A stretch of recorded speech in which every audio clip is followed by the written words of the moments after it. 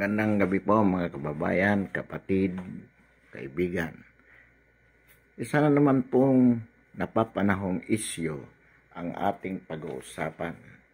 Ito po ay may kaugnayan sa ginaganap na budget hearing ng Kongreso para sa taong 2021.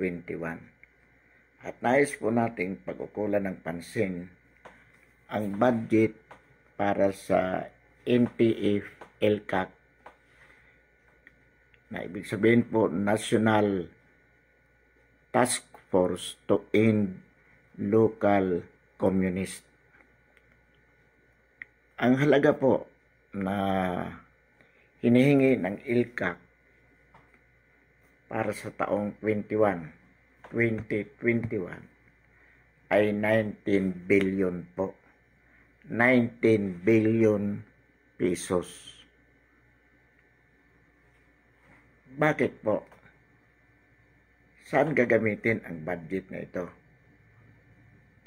Ang ELCAC po ang siyang sangay ng armed forces na naatasan na siyang maglunsad ng pagkilos upang wakasan sa lalong madaling panahon ang kilusan ng CPP, NPA, NDF. Alam po natin na kamakailan lamang ay nagdeklara ng all-out war ang ating Pangulo against the CPP, NPA, NDF. At ito po ang pangunahing ahensya na naatasan dito ay ang ELCAC or NTF-ELCAC. At sila po para sa kanilang operasyon ngayong 2021 ay mayroon po silang proposal o rekomendasyon na nagkakahalaga ng 19 billion. At ito po ay tinututulan ng ilang mga membro ng Kongreso. Sa mababang kapulungan, ang Makabayan Bloc. Sa Senado naman, yung kanilang mga kaalyado, katulad ni Hontiveros, at iba pang mga oposisyonista na kritiko sa pamahalaang o sa administrasyong Duterte. Ang tanong po dito, ano ang paninindigan ng sambayan ng Pilipino sa isyong ito? Maliwanag po ng ating paninindigan ay suportahan, ibigay ang kinakailangang halaga ng nabanggit na ahensya upang epektibong magampanan ang nakaatang na tungkulin na wakasan ang kilusang komunista sa ating bansa. Ang mga objection po ng mga membro ng Kongreso na tumututol na bigyan ng ganitong kalaking halaga ang ELCAC ay sapagkat di umano masigit na kailangan ng mga biktima ng sakuna ang pera na ganito kalaki. At ganun din po naman, malaki din ang ating kakailanganin laban sa COVID-19. Kaya po ang sinasabi nila, sa halip na gamitin ang perang ito sa labanan, sa digmaan between the military and the NPA, ay gamitin na lamang sa masigit na makabuluhang pagkakagastahan.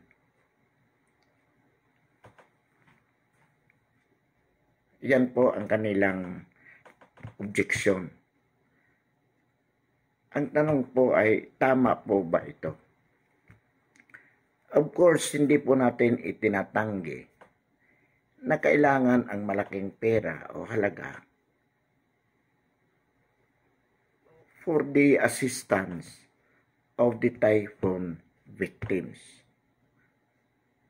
In the same way, na kailangan din po natin ng malaking budget para sa labanan ang COVID-19. Lalo na nga, kakailanganin natin ng malaking halaga para makabili tayo ng sapat na bakuna para sa sambayanan. Bakuna laban sa COVID-19. Ngunit,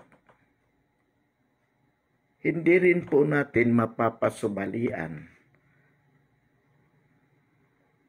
itong laban o digmaan na idineklara ng pamahalaan laban sa mga komunista.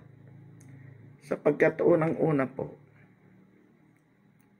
maraming estudyante o kabataan ang nawawasak ang kinabukasan dahil sa mga komunista na ito. Nag-aaral sa mga universidad, sa kolehiyo ang ating mga anak. Pinaghihirapan ng magulang, pag-aralin, ginagapang sa hirap.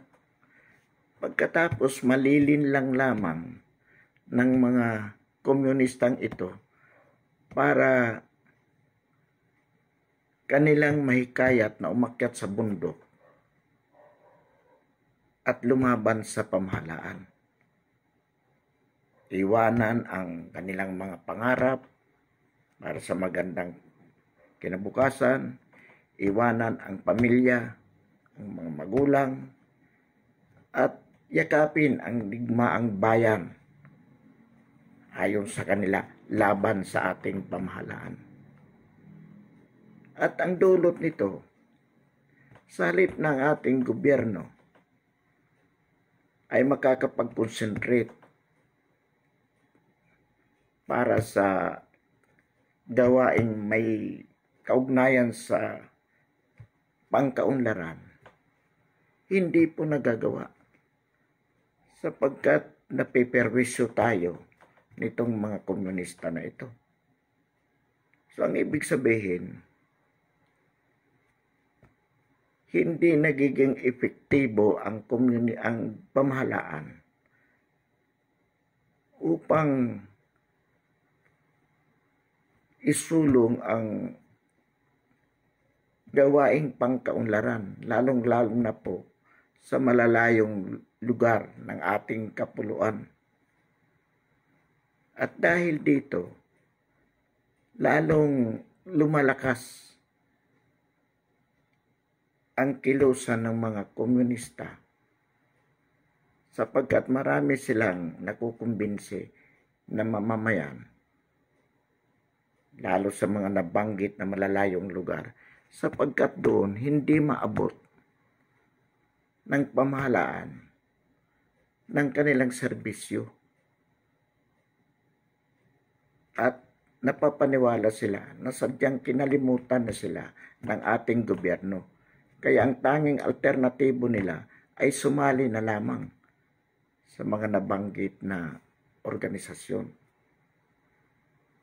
So, ito po ang dulot na negatibong aspeto kung hahayaan natin na manatili ang kilusang komunista sa ating bansa. Sa makatuwid,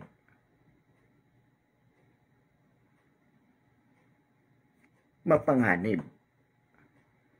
Masigit pang mapanganib kaysa baha at sa COVID.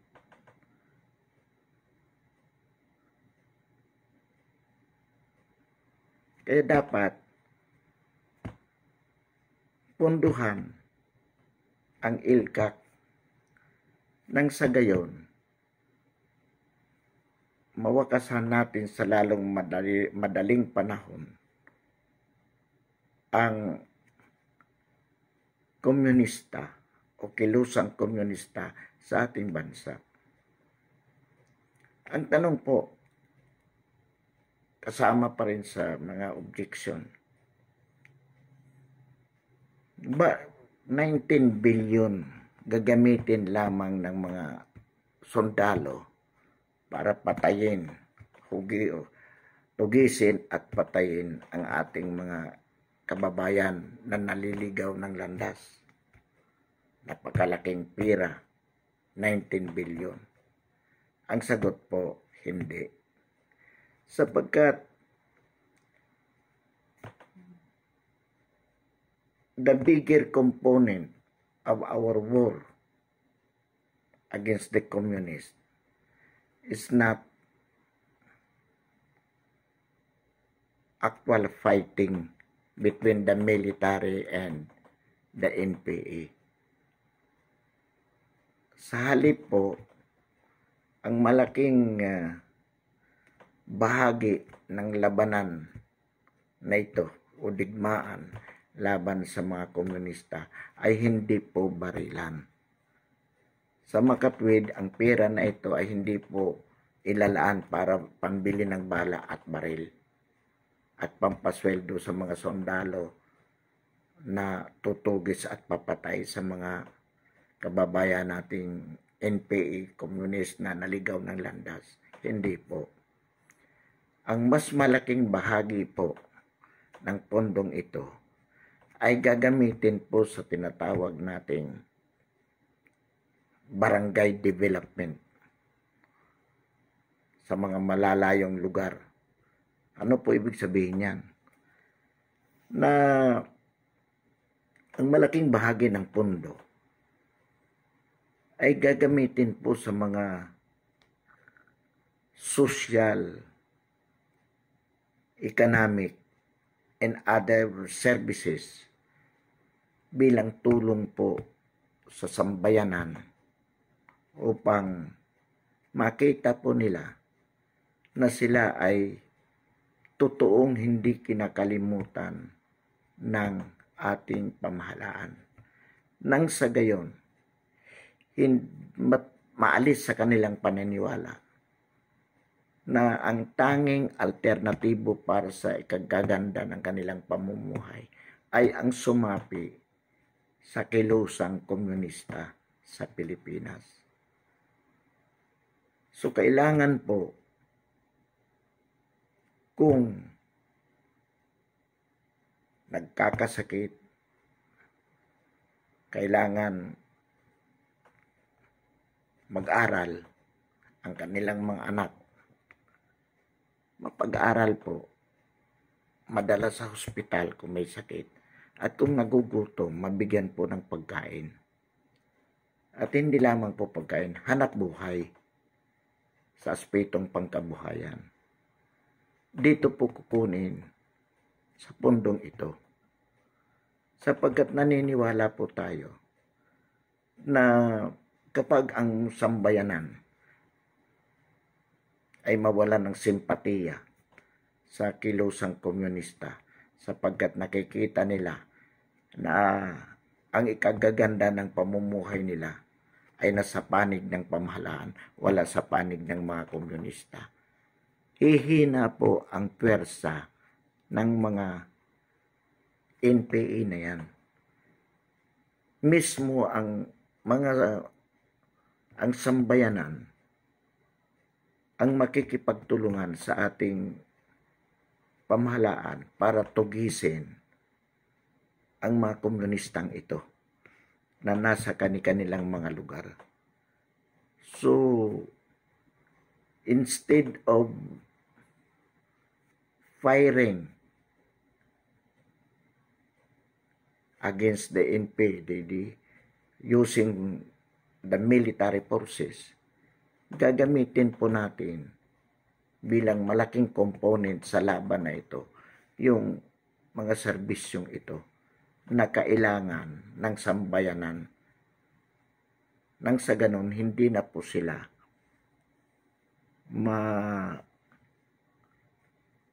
umaengganyo na sumama pa. Pangalawa pong aspeto dyan, yung mga kapatid nating mismong mga NPA, mismong mga kadre, kung nais nilang sumuko, kailangan din po bigyan natin yan ng economic assistance, educational assistance, medical assistance. Nang sa gayon, makita nila na wala nang rason para manatili pa sila sa kilusan. At kapag naramdaman po nila yan, yung mga tulong na ito na galing sa pamahalaan, pwede rin po nilang mahikayat ang kanilang mga kasamahan na nananatili pa sa bundok, sa kanilang kilusan. Ito po ang dahilan kung bakit kailangan ang malaking pondo sa ILCAC. Katunayan po, hindi lamang, it is not limited in the rural places, in the far-flung places, itong ganitong services na dapat ibigay ng ILCAC. It can also be true with respect to urban places. Sapagkat dito po, sa urban, sa syudad mismo, marami po tayong mga kababayan na naghihirap din. Na dulot ng kahirapang ito, nagkakaroon sila ng valid issues, lalo na ang ating mga estudyante, para lumaban sa gobyerno at sa pakikipagkaisa at sa pamamagitan ng pagsapi sa kilusang komunista, sapagkat nakikita nila. So ang ibig po sabihin nito, kakailangan din ng pondo ng ILCAC sa katulad na propaganda na ginagawa ng mga makakaliwa. Kailangan din po ito magkaroon ng mga propaganda ang ILCAC nang sa gayon ang maipakita sa sambayanan ang kasamaan. The evil of this organization should be revealed to the public.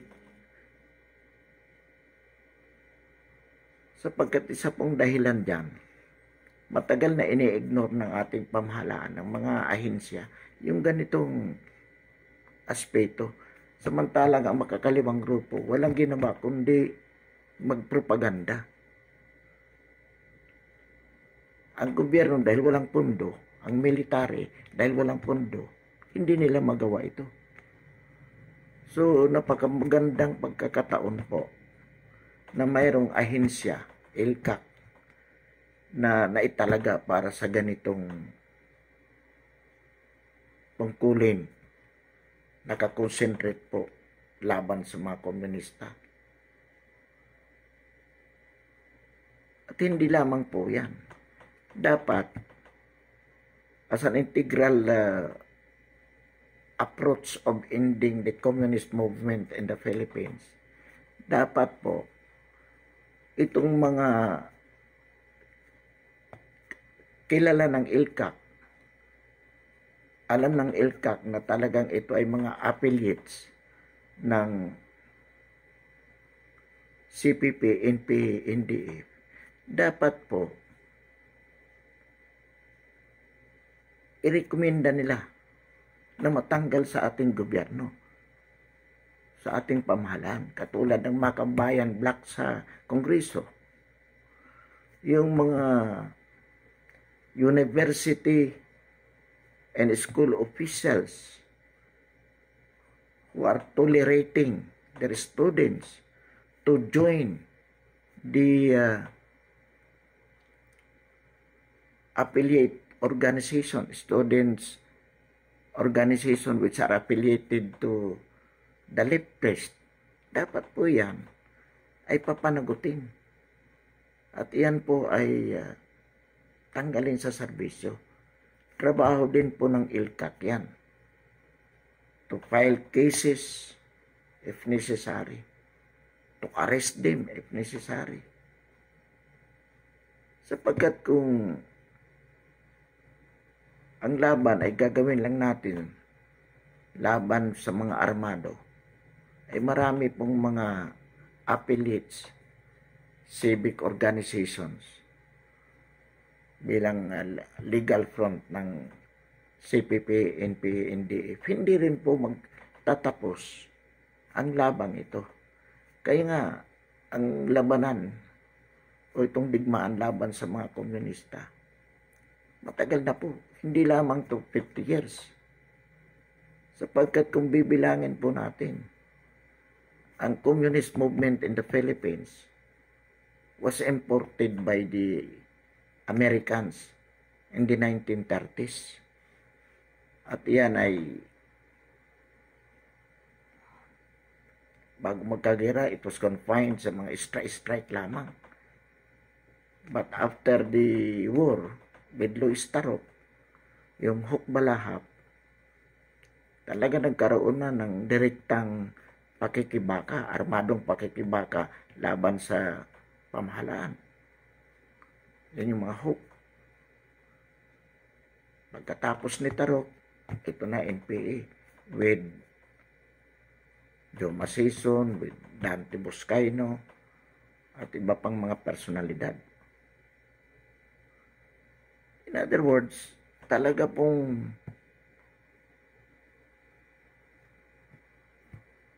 matindi ang labang ito. At hindi ito magwawakas kung hindi natin siseryosohin.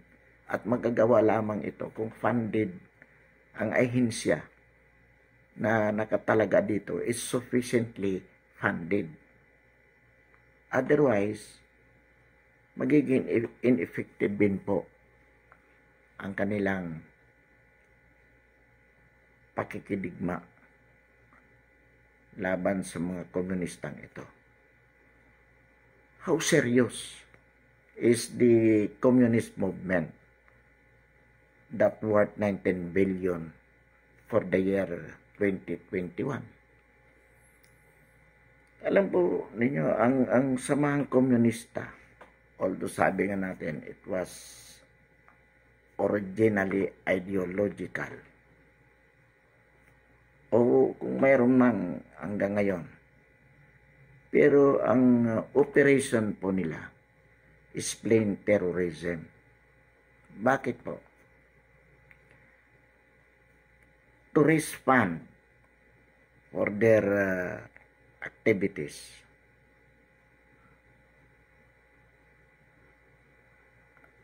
To finance their operation. Ang source po nila is extortion. Extortion sa mga negosyante. Pag hindi ka po nagbigay at hindi lang basta magbibigay, sila yung nagtataasa kung magkano dapat. And the bigger company you are, the bigger revolutionary tax. Kung hindi ka magbibigay, either papatayin ka, susunogin yung mga business equipments mo.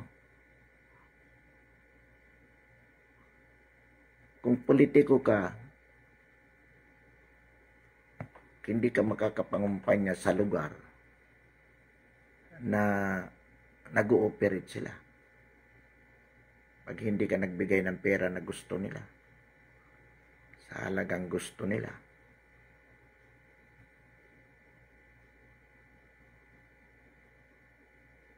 kung ikaw ay kontra sa kanila, either papatayin ka rin nila o kaya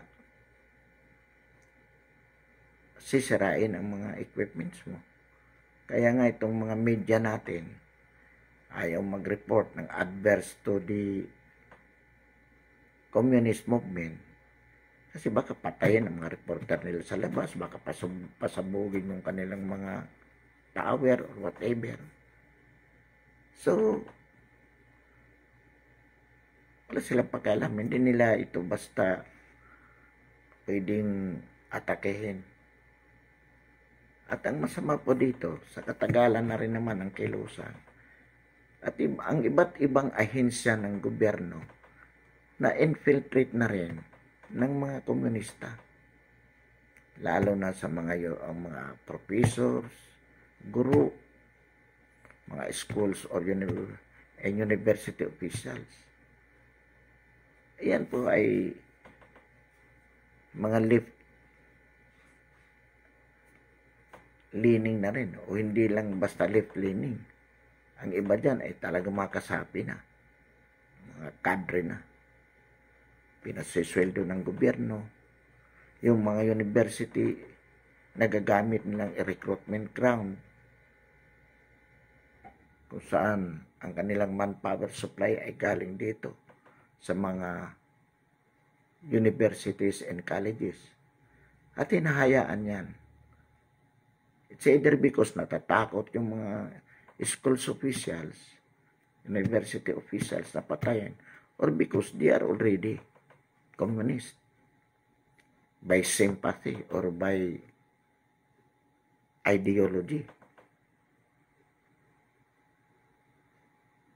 At katunayan, yung mababang kapulungan, ayan ang Makabayan Black, mga party list dyan.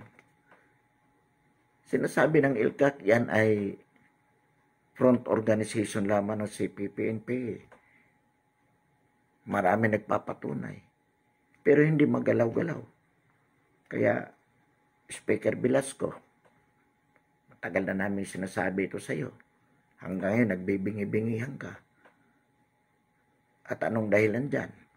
Dahil natatakot kang patayin ka nila. O yung mga negosyo mo, maperwisyo. Doon sa Catanduanes ka ba, Velasco? Kaya hindi mo sila magalaw. Magkano sinisweldo ng Makabayan Black na yan? At kitang-kita mo naman, hanggang yun sumasali sa mga rally-rally yan para patalsikin ang ating gobyerno, patalsikin ang ating Pangulo. Yan lamang yung mga pagkilos na yan sa mga rallies at pagsigaw nila na patalsikin ang ibagsak ang gobyerno. Yan mismo ay nagpapatunay na sila ay bahagi ng plano ng mga komunista ng pagpapabagsak sa gobyerno. Dahil sila mismo ay mga kasapi na rin. Pero bakit hindi yan magawa? Kaya General Parlade, Sir, sasamantalahin po natin ito na bigyan po ninyo ng pansin. Kailangan mapatanggal ito. Yung mga nasa gobyerno, lalo na yung may hawak ng matataas na katungkulan, na kilala po ninyo ng mga kasapi ng komunista. Dapat po mapaalis ninyo yan. Ipatanggal po ninyo. Recommend to the President for their dismissal right away. Let them go to court to question and court that dismissal. If you, ILCAC, General Parlade, has concrete evidence against these people, yung mga party list na yan, dapat yan ipadisband sa COMELEC so that they could no longer participate for this coming national election in 2022.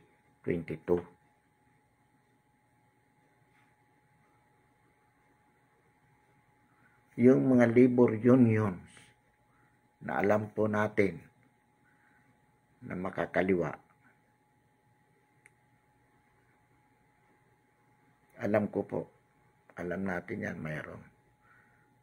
I was with the National Union, Labor Union, once upon a time. And I know na merong mga talagang ginagamit lamang ang mga union para maisulong ang programa ng mga komunista na pabagsakin ang kapitalista.